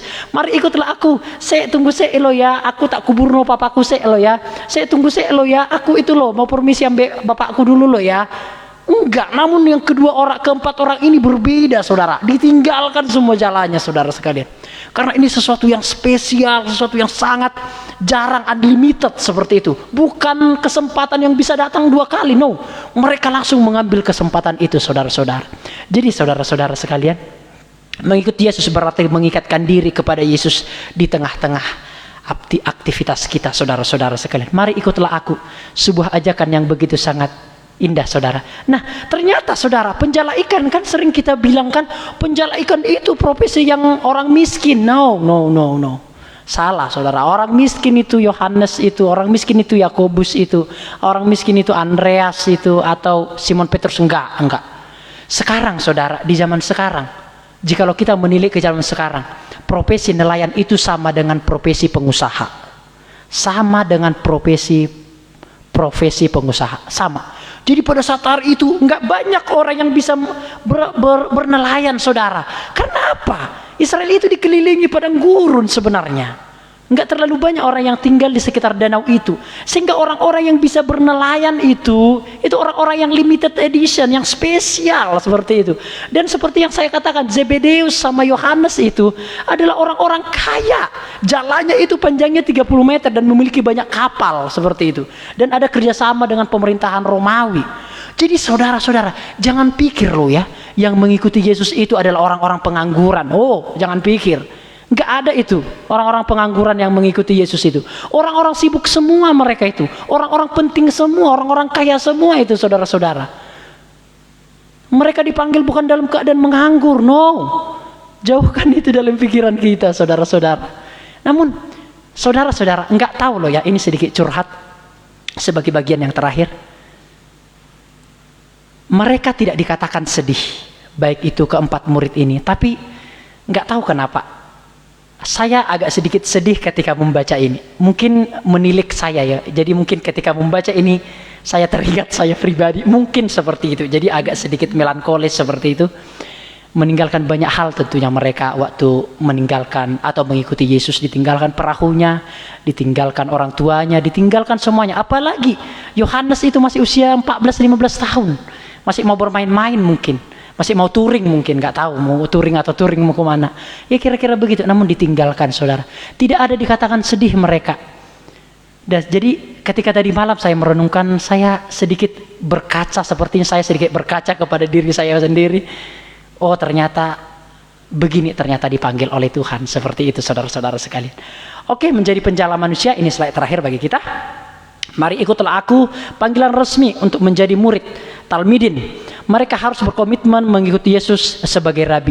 Sang rabilah yang memilih mereka, bukan seperti biasanya. Nah, saudara-saudara semua, bagaimana keempat murid yang awal-awal ini dipilih? Kita juga dipilih oleh Tuhan. Ingat loh ya, bukan kita yang memilih Tuhan, yo. Tuhanlah yang memilih kita. Bahkan jika Bapak Ibu baca di dalam surat Efesus dan surat Filipi juga, surat-surat Paulus yang lainnya dikatakan bahkan sebelum bumi dijadikan kita telah dipilih, dikuduskan, dimateraikan dan bahkan disempurnakan, saudara-saudara sekalian. Dan kita bersyukur selalu atas pemilihan yang Tuhan laksanakan dalam kehidupan kita. Mari kita lakukan segala pelayanan kita bagaimana murid-murid selesai sampai mati martir pada pelayanannya, kecuali Yohanes kecil. Mari kita juga selesaikan pelayanan kita di hadapan Tuhan sampai selama-lamanya. Mari kita tetap setia. Jikalau kita beribadah di GPT Lumajang, yuk setia, yuk beribadah sampai selama-lamanya, setia melayani sampai selama-lamanya. Sebuah contoh teladan yang sangat bagus dan baik yang diteladankan oleh Yohanes, Yakobus, Andreas, dan Simon Petrus. Amin. Tuhan Yesus memberkati kita semua. Kita akan naikkan sebuah pujian untuk mengakhiri ibadah kita. Kita nyanyikan sebuah pujian. Enggak tahu, saya teringat bukan lagu yang tadi, lagu yang slow. Kita nyanyikan pujian, Kau telah memilihku. Saya cabut aja nih, nggak apa-apa ya. Saya cabut aja, nggak apa-apa. Saya teringat lagunya, Kau telah memilihku. Kau telah, boleh, yuk.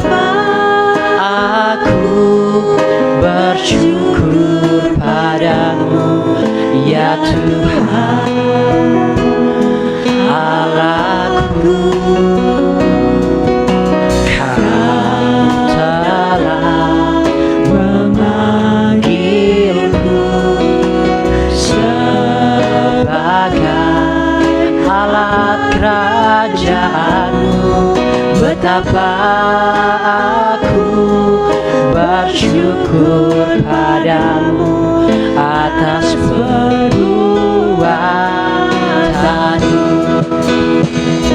Jadikan aku bait suci-Mu yang kudus dan yang tiada bercela.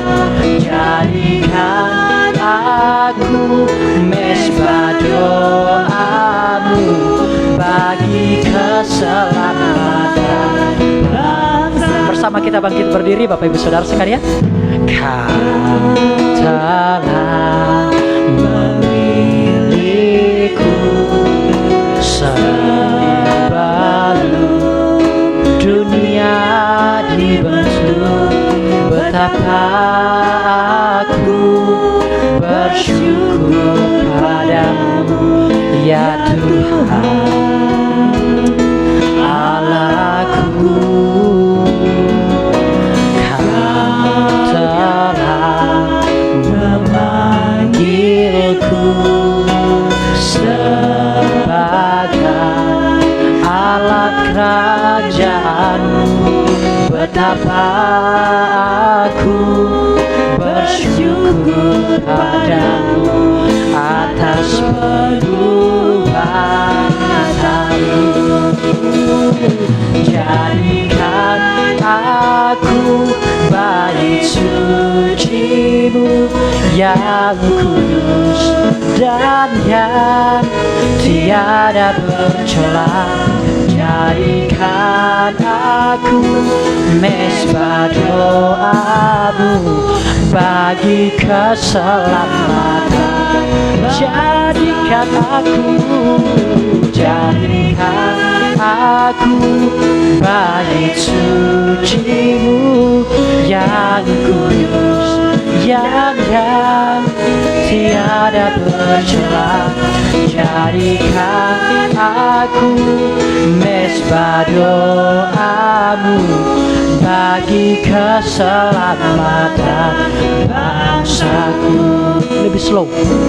Jadikan aku bait suci-Mu yang kudus dan yang tiada bercela. Jadikan aku mesbah doa-Mu bagi keselamatan bangsa. Saudara-saudara, ibadah kita berjalan seperti biasa. Ada ibadah kaum muda secara online, dan juga ada ibadah sekolah minggu, ada juga ibadah raya.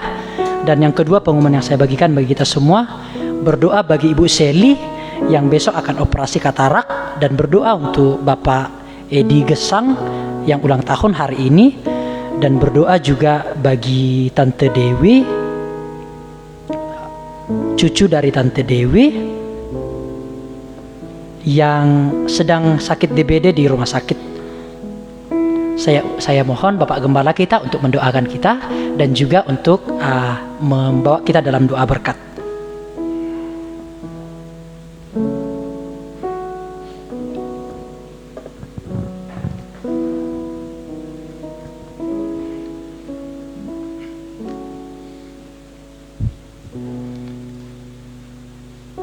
Sebelum kita masuk di dalam doa, dalam kesempatan ini saya juga merasa perlu untuk menyampaikan sesuatu mengenai ibadah pendalaman Alkitab.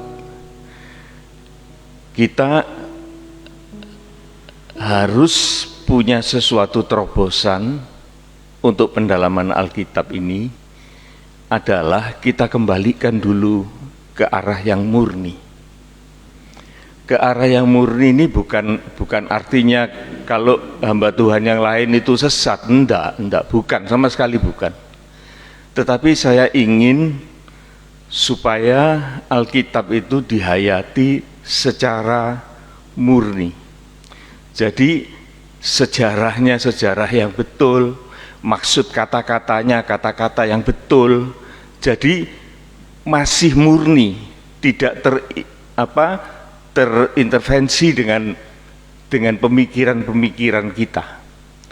Saya sendiri, saudaraku, memberikan kesempatan kepada mereka yang sekolah secara formal, secara teologis.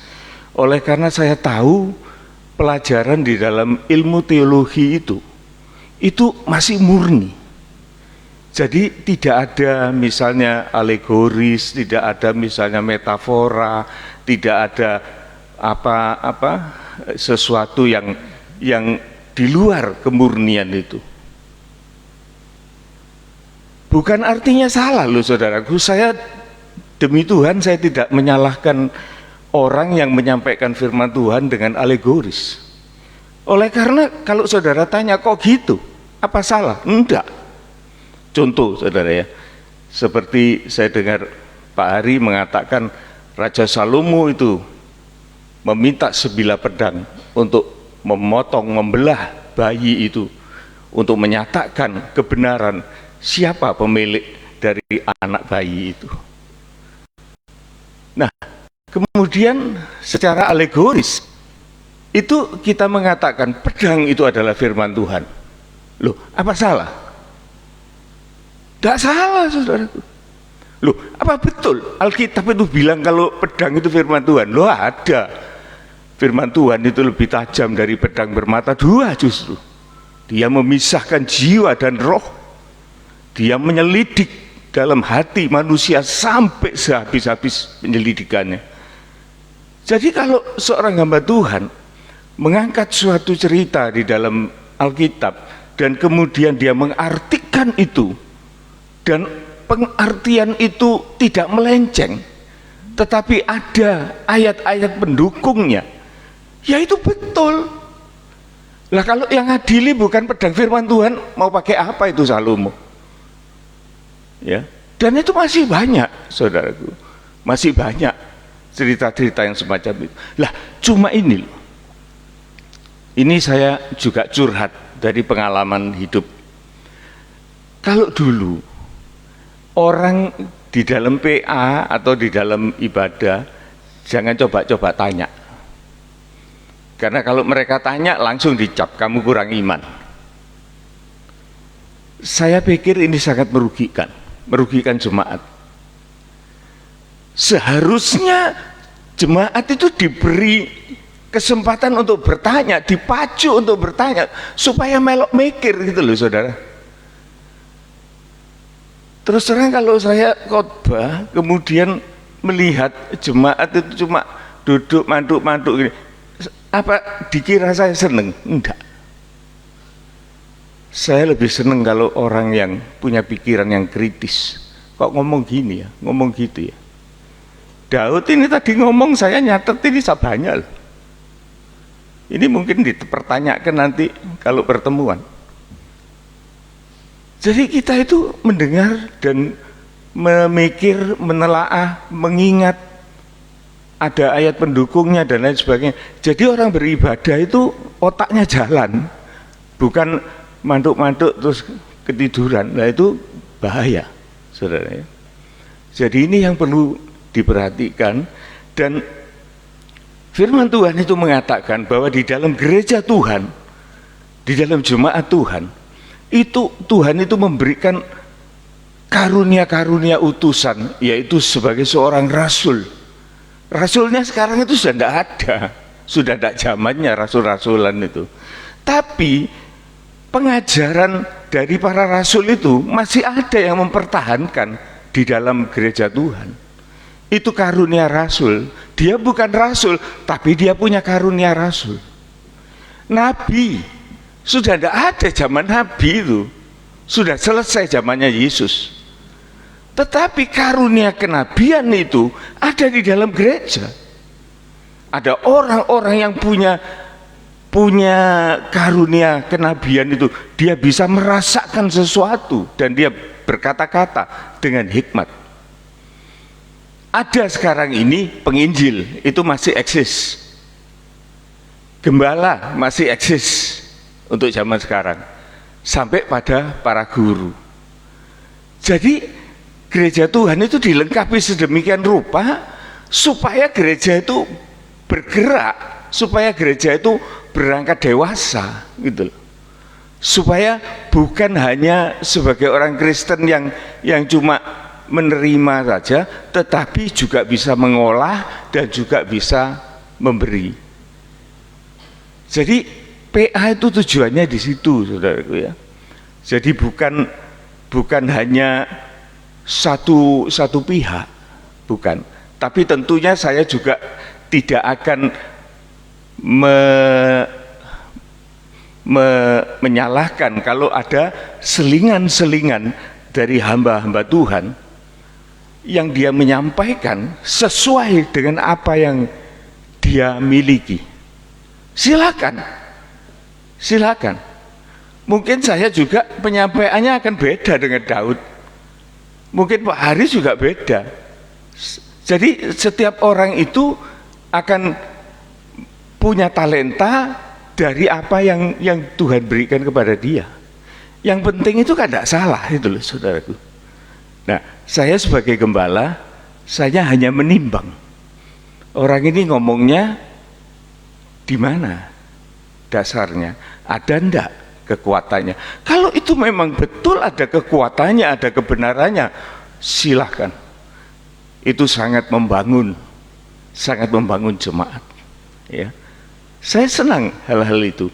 Jadi supaya terjadi suatu selingan-selingan, tetapi yang pokok bahwa kita itu jangan sampai kita itu menafsirkan Alkitab itu tidak dengan bahan bakunya gitu loh. Seperti contoh ya saudara ya, Tuhan Yesus pernah bilang, anak manusia tidak ada tempat untuk meletakkan kepalanya. Nah, kepala ini Tuhan Yesus. Saya pikir enggak gitu. Itu letterlek memang ya. Tuhan Yesus enggak punya tempat, enggak punya bantal kerja tidur-tiduran. Jadi ada yang dipaksakan, tapi ada juga yang memang betul begitu. Jadi ini kita harus punya pengertian supaya kita cerdas di dalam kita mendengar firman Tuhan. Saya dulu saudaraku ya baru masuk gereja, masih tidak ngerti apa-apa loh ini ya. Saya dengar pendeta khotbah, Daud itu melihat Batseba, itu gambarannya Tuhan Yesus melihat jemaat. Wanita itu adalah gambar jemaat Tuhan. Tapi apa yang dikerjakan oleh jemaat Tuhan? Dia mandi air. Air itu apa? Firman Tuhan. Waktu itu loh ya, karena saya itu masih bodoh, saya pikir, oh hebat. kalau saya tanya, loh kok bisa ketemu kayak, oh ini pembukaan rahasia. Ya kalau sudah ngomong gitulah, saya mau ngomong apa? Oh ya rahasia, ya wis rahasia. Tetapi setelah saya mikir dengan cerdas, dengan dewasa, saya mikir, loh, ya sok sih Tuhan Yesus itu digambar ndelok wong wedok adus, kan tidak benar itu. Tapi dipaksakan itu. Katanya itu Tuhan Yesus jatuh cinta sama jemaat Betseba mandi diintip. Ya apa sih wong iki gitu. Jadi banyak loh saudaraku yang model-model kayak gitu tuh banyak.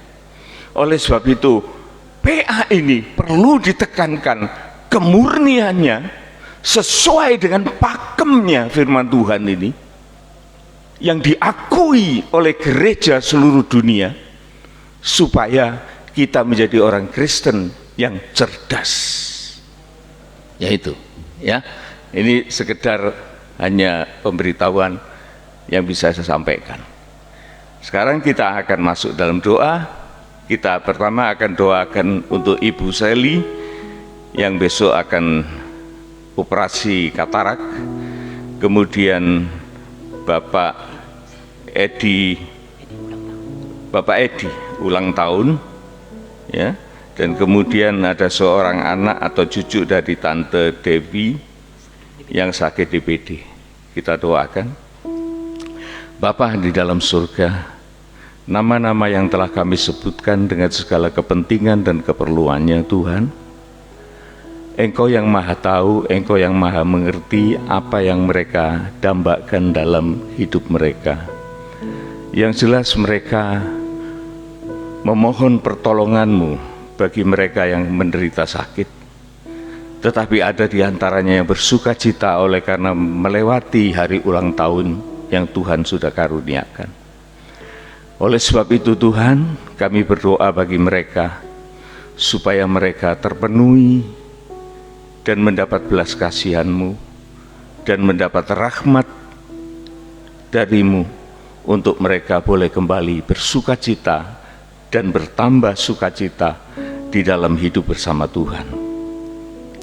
Yang sakit Tuhan tolong, berikan Tuhan kesempatan untuk pemulihan. Demikian juga Bapak Hok, juga Tuhan berikan kesempatan pemulihan.